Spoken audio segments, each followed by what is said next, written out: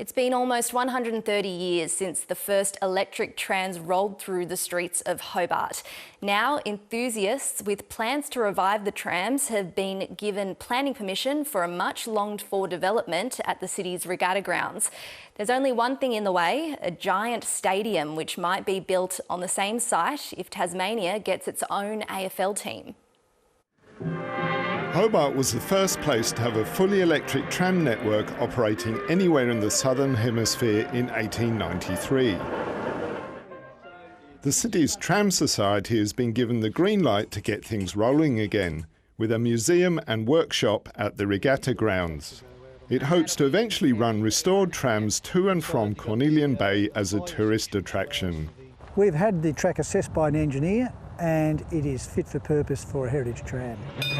At its height, the network had 32 kilometres of track and a fleet of 75 trams before it was shut down in 1960.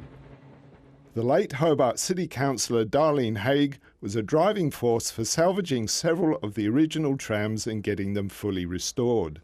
She spent many years finding old tram bodies that had operated in Hobart and parts across Tasmania. The original tram network once spanned from Glenorchy to South Hobart and Lena Valley to Sandy Bay. One former passenger has fond memories of travelling by tram in Hobart from a young age. If we went for a picnic to Sandy Bay Beach, which we often did, it was quite a trip from Lena Valley. At a City Council depot, enthusiasts have been working on some of those same trams, hoping they may one day carry passengers again. It would be good for tourists. It would also be good for locals because there are so many locals. Trams weren't around in their younger days.